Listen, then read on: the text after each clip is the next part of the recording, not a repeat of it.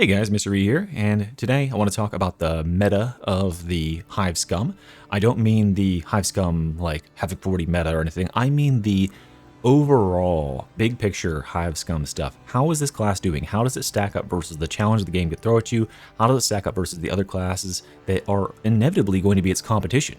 Because at the end of the day, you have to decide which class you want to play, and there's a myriad of different ways you decide that on, so we're going to be going over those qualifiers today, and I'm just going to go out here and say it right at the front.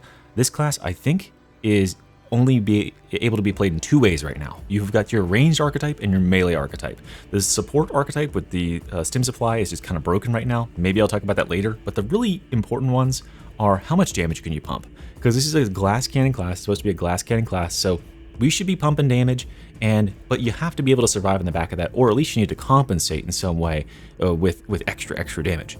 So we're going to be comparing this class against its closest competitor for range damage. We'll talk about melee in a separate video, so I think melee is in a different spot entirely, but ranged wise, let's talk about comparing this class to the other ranged similar class, the Veteran.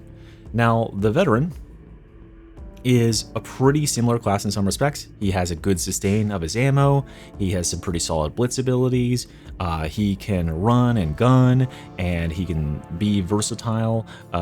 Yeah, he's a good class, he's a solid class. I ranked him second in terms of the power structure. How does this class stack up against it? Well, let's start by evaluating the class based on the only thing that matters, guys. That's right, the fun category. This class, Hive Scum, is super fun. It's very energetic. I like playing it. I like blasting away with the Uzis. I like going infinite ammo mode. I like being on the edge of my seat. Every moment is life or death. And yeah, it just feels good when everything comes together. And there you go, guys. That's the only thing that matters. And you just ignore the fact this video is like 30 minutes long. That's all I gotta say. Just kidding, obviously. The other thing that is very important here is the frustration meter. This class is insanely frustrating to play. I have not been this frustrated outside of Havoc ever in this game, because this class, one mistake, and it seems like the game is intent on delivering mistakes to you now, especially in this patch where bursters are fucking broken and they just walk into you and do not detonate, and then they get up and then they like do a 360 double no scope jump onto you around a box, like just fuck your life up somehow. Separate video coming on bursters, guys. But this class is super frustrating, because if that happens to you one time, you likely die from that. Even if the burster doesn't kill you, you won't get your toughness back in time, you're going down, and I'm yelling timber, right? You're fucked. And a lot of people have probably felt this frustration as well. You did not feel this frustration when RBDs came out, because you could survive fucked up situations like that. And when you're in 4 stacks of Hive Scum, the whole thing can fall apart in like a second. It's just like a house of cards will just crumble. And that can speak to the fact that the class is underpowered, sure, and I think it is, at least especially in the ranged archetype it's underpowered, but I think it also just speaks to the fact that like there's no safety nets here, and people need safety nets. Like, I'm in the top 1% of players in skill wise, I'd have to assume, and even I'm getting fucked up by this, so I can only imagine how it is for lesser skilled players. But all this is aside, right? The fun and frustration, it's not that important in the grand scheme of things. When all this is gone, and it just comes down to how good the class is, depending on like whether people want to play it, whether it's competitive or not, we have to discuss these 3 things: DPS, survival, and utility. Let's start with DPS. I have this scale here, 0 to 100, very professionally made, I know. The 0 is 0, right? 100, it represents the absolute maximal limit for what would be considered reasonable DPS to have in this game. Any further than 100 and you threaten to break the fabric of the game, you threaten to deliver something that is just untenable with the limits of the game we see. So Psyker damage would be like this. All right, Psyker DPS is just too high for the game that we have. If you were to take Hive Scum's damage and put it up above the 100 limit, you're ultimately creating a problem for everybody else in the game, because you're just going to be able to pump absurd levels of damage. And if you've seen them out there, there's psychers, you know, go look on YouTube right now, you can find them, psychers that are pumping 3 to 5 million damage in a game. You know, that's clear double over anybody else, and even for comparably skilled players playing the class to the fullest of its abilities, this class can just obliterate stuff. It's Scryer's Gate, it's Smite, it's Flame Staff, it's Bubble, it's Venture, it's the whole shebang. Like, the class is bonkers, over the moon, melee and ranged, all of it is up there. So I didn't want to compare to Psyker. I'm just going to compare safely to the Veteran, and we need to be keeping the DPS limit under 100 as a design limit, because yeah, it's just stupid when you get above it. Same thing applies to Survival over here. Oh, and by the way, I say that the Hive Scum has just barely more DPS potential than the Veteran, like an 85 to a 90 or something like that, and that might be in the best case scenario, right? The Veteran, assuming like a recon las gun and, you know, all shout and all that stuff, and then the Hive Scum using like Uzis or whatever. In best case scenario, DPS can be a little bit higher for the Hive Scum, and that's about it. Survival-wise, the Hive Scum is bottom of the barrel. He's the worst class in the game survival-wise. Veteran doing very well for himself. He has 5% toughness per second just for existing. He has 10%, or sorry, 5% on every kill, 10% on melee kills without for blood. He's got 30% over 10 seconds if he kills a single elite unit. You know, the myriad ways he can regenerate. Oh, shout. Who could forget shout, right? Tons of ways to regenerate toughness and tons of ways to keep that toughness having an extra damage resistance on it. So he is very hard to kill, or much harder to kill than the Hive Scum, who falls over to Slight Breeze. If something bad happens to the Hive Scum, his chances of recovering from that doom spiral, from getting bursted or sniped or something, is low, because he's going to be stuck in a low toughness survival state for a long time. Yes, he has periods of time during which he's in Desperado with his range mode, where he can dodge all damage, or range damage at least, but he can still get hit with melee. He cannot survive into gas or anything like that. He has no real sustain outside of directly killing enemies, and yeah, he's in a really bad spot survival wise. So utility wise, the picture is similar. The Veteran can provide a shout to the whole team. He can provide ammo to the whole team. He can provide a focus target that buffs the team's damage directly, as well as buffs the damage on a single target. He has a myriad of other buffs and utilities, such as the fact that he prints grenades, so he doesn't need to pick up extra grenades in the level, that provide more resources for everybody else. His utility is super high. The Hive Scum, by comparison, is very selfish. All of his utility, or rather all of the utility that he has, such as the ability to have infinite ammo, those are selfish. They only apply to him, right? He can have infinite ammo with Pickpocket, and that's good for him, and he can dodge all range attacks and all that stuff, but that only works for him. It doesn't apply to anyone outside of him, so his contribution to the team needs to be that he does other stuff for them, and namely that's supposed to be DPS when you're going for a range archetype. So that is really what we're working with here, guys, is we have a deficit, a really big deficit in terms of survival and utility, and we need to make up for it in DPS. And here is the overall problem that this class is going to have, is that you cannot make the DPS too much higher without coming up on absurd limits. If you were to take this class and double its damage when the Desperado ability is active, and give it 100% rending, so it just insta-kills, like you were just true damage to crushers, right? That would fundamentally kind of probably break the game. It would make it stupid. You wouldn't even bother playing anything else, because you could just wipe the map with this, or you know, Psyker.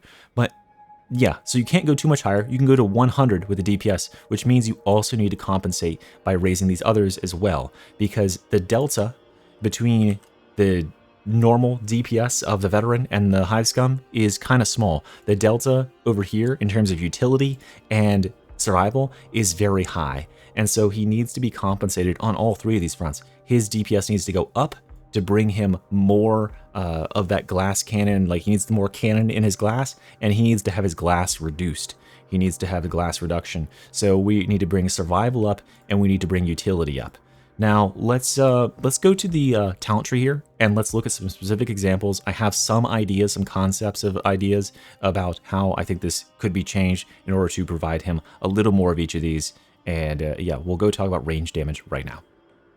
So now that I've rambled about generals or generic stuff for a little while, let's talk specifics. What exactly is it about this class that needs to be changed in order to give the ranged playstyle of this class even fighting ground, to bring it closer to being in parity with its closest competitors, aka the Veteran, right?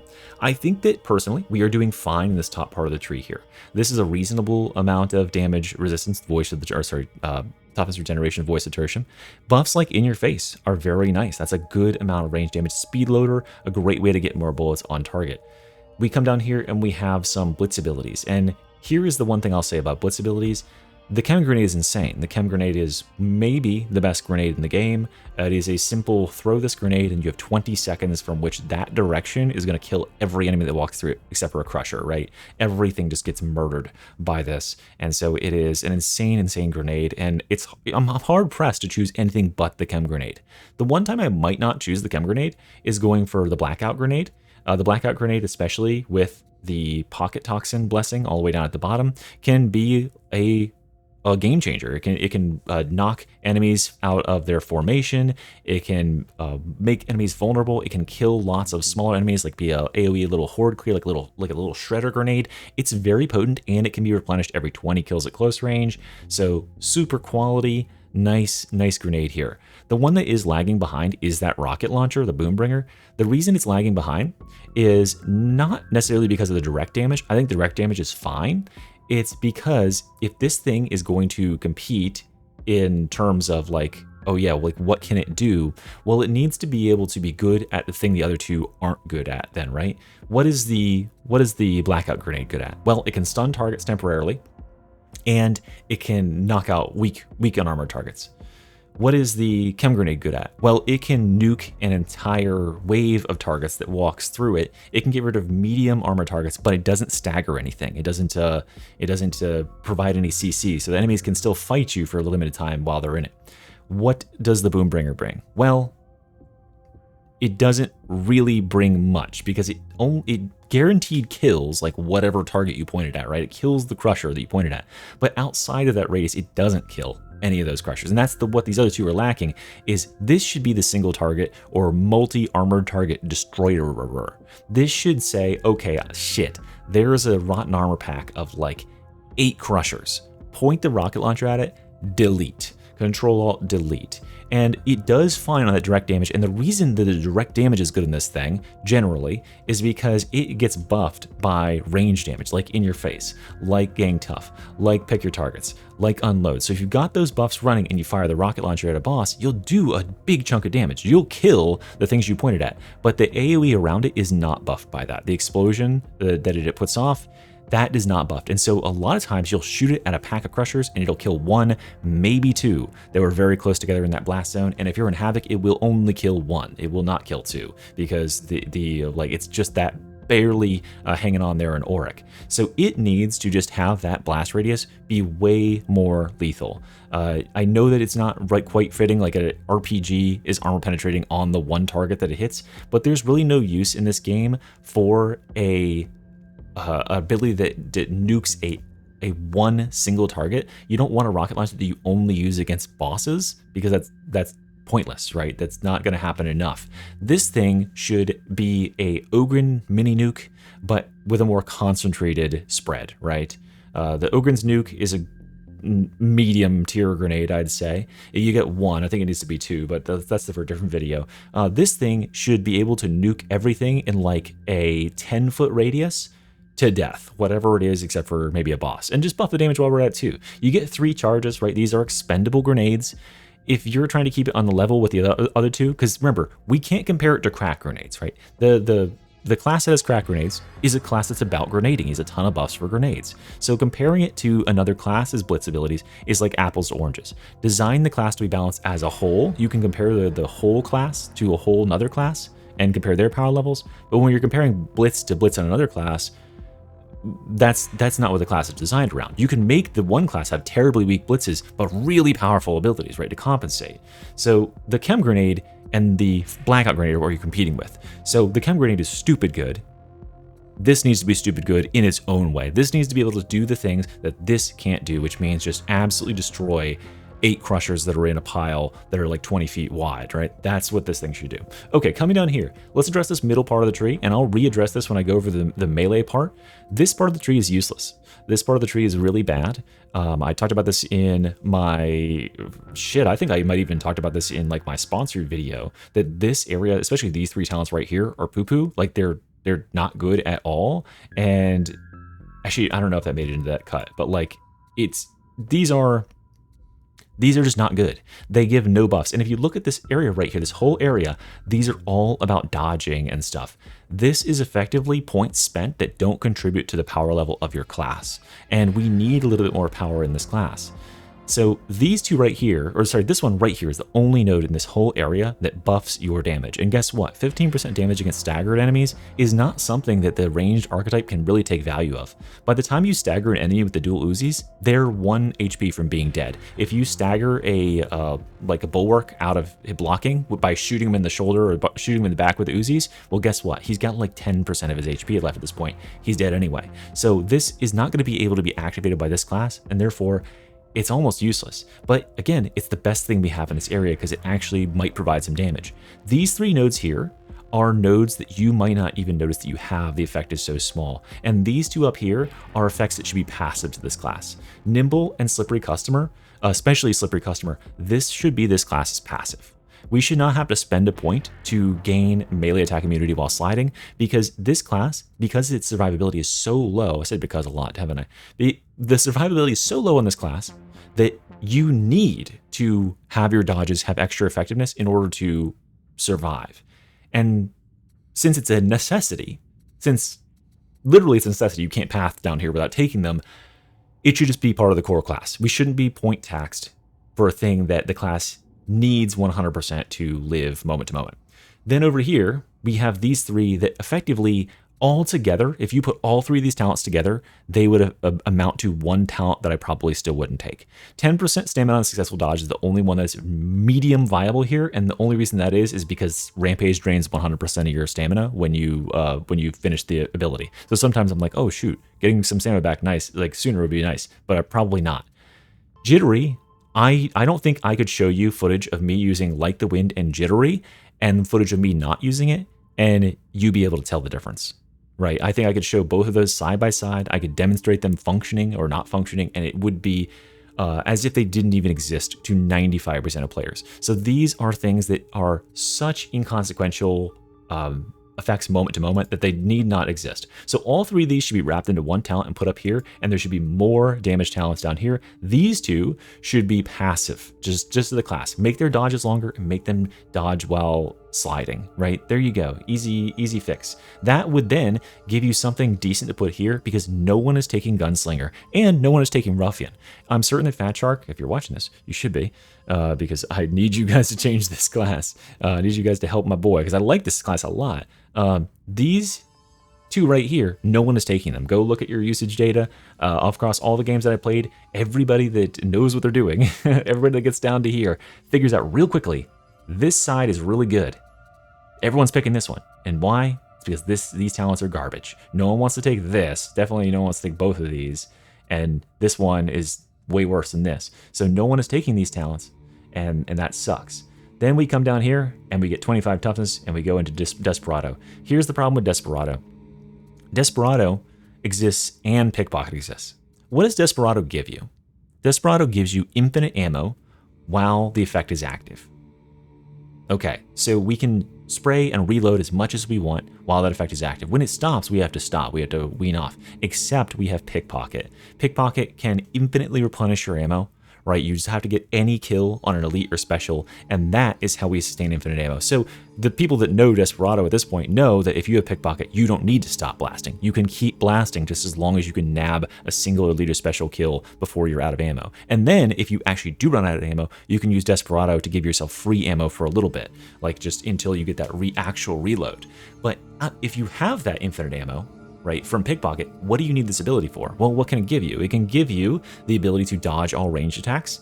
However, if you're a sufficiently skilled player, you can already dodge all ranged attacks because sliding and dodging dodge range attacks. So instead of just standing there and getting shot, you just run out and you slide into the middle of the combat. You shoot the enemies, you stun the enemies, you stay behind cover. You play like you're playing the veteran, right? You could just play at a medium distance and not get shot instead of dodging attacks. And a lot of times, because your firepower is so overwhelming, enemies don't even get to shoot at you. So like that may or may not provide any benefit for you at all unless you are running directly into a huge pile of gunners.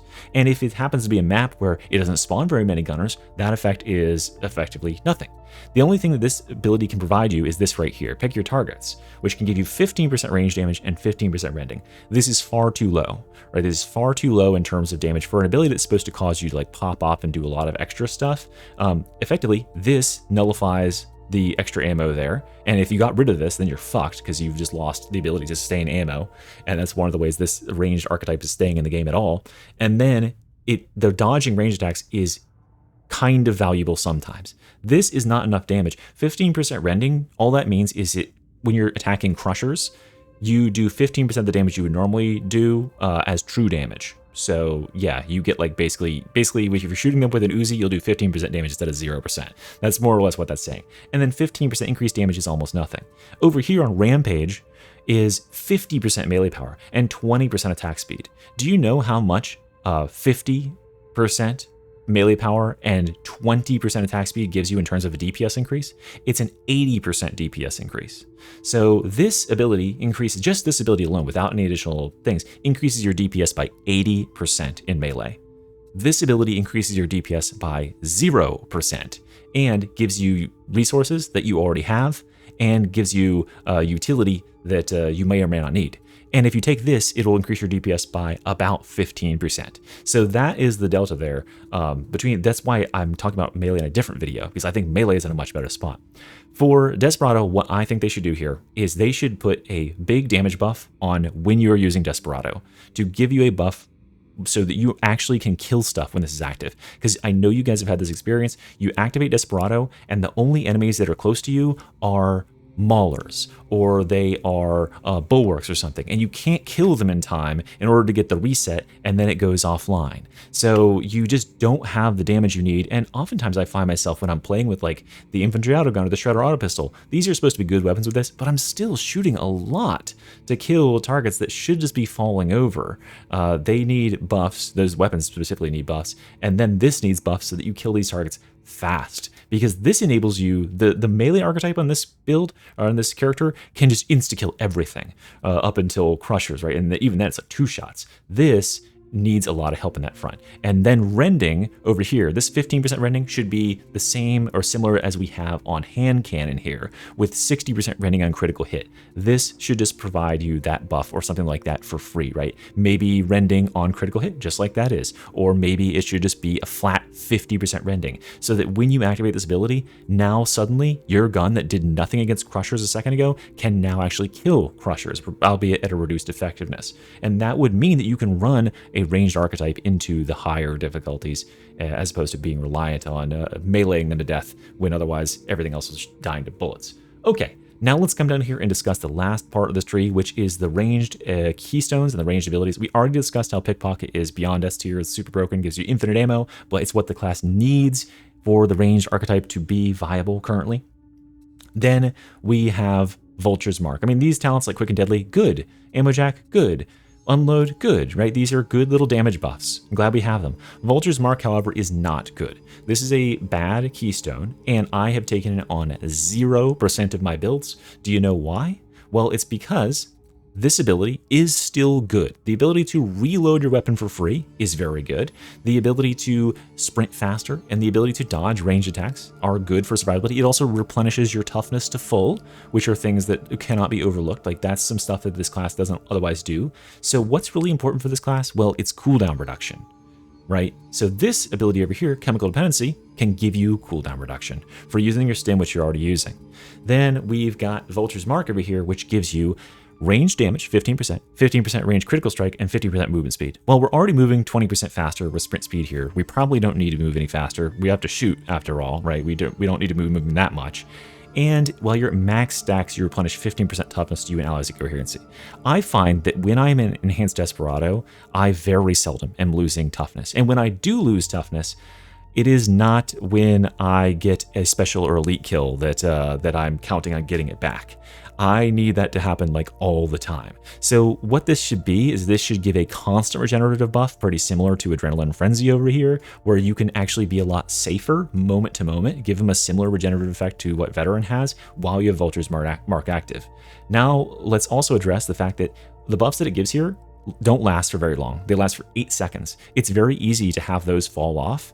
8 seconds without seeing a special or elite or getting the actual killing blow might just be like very, very foreseeable. Someone else could nab that kill easily. Then you'll lose that buff of that ranged, that toughness replenishment. That's why they have Patient Hunter down here. They give you a point that you can spend to get some duration back, when this should probably just be the base duration of the ability to start with. In the middle here, we have Vulture's Dodge.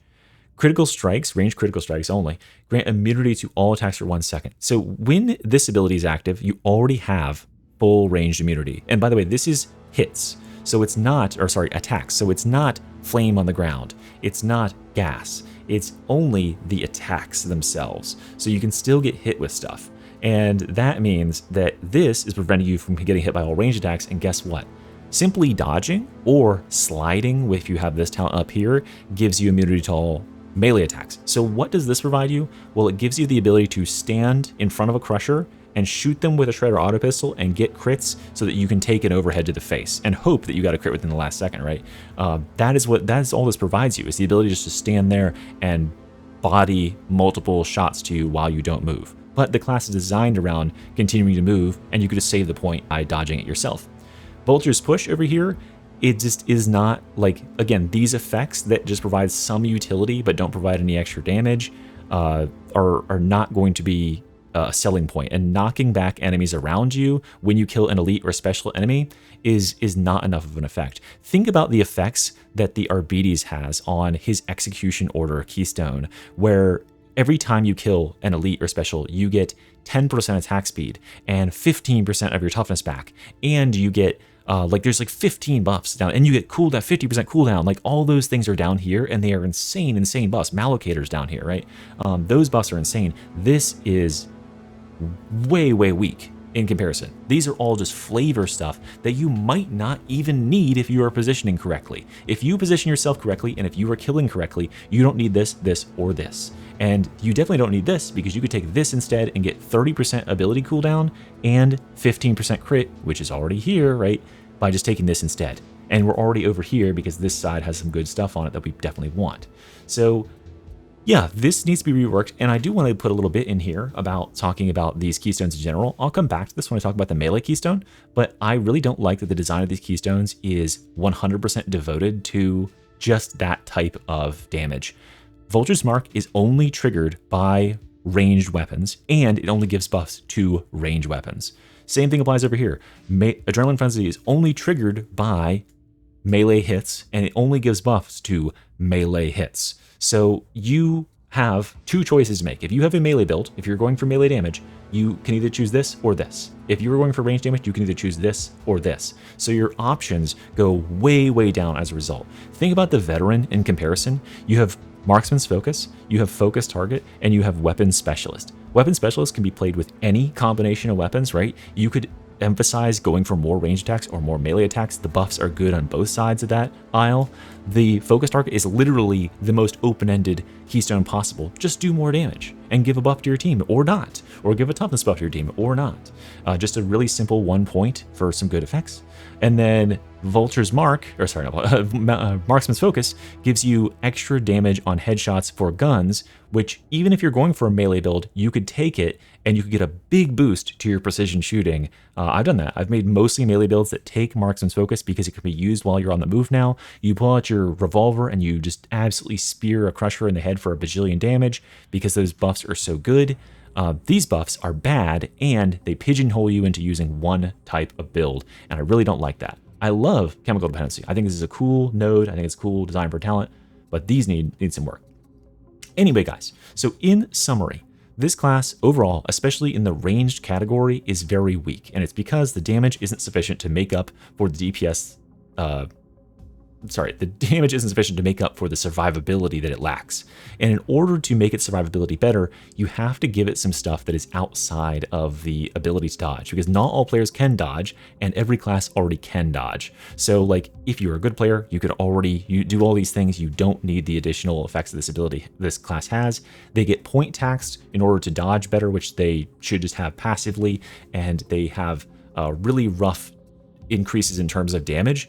I think Fat Shark is afraid of giving them infinite ammo and a bunch of damage, but it needs some help on this front in order to compete, because what's going to happen at the end of the day when the dust settles and everyone's bored of playing Hive Scum because it's brand new is they'll probably just go back to playing Veteran because they can get similar results, have similar fun, and better results and have similar fun, and yeah, it's ranged, right? So there you go. Thanks for watching, guys. I'll be back to you about some more builds and some melee stuff in a minute, but I also got to rant about pox bursters soon. So thanks for watching. Make sure you subscribe if you haven't already and you got this far. Appreciate you. Love you. Bye.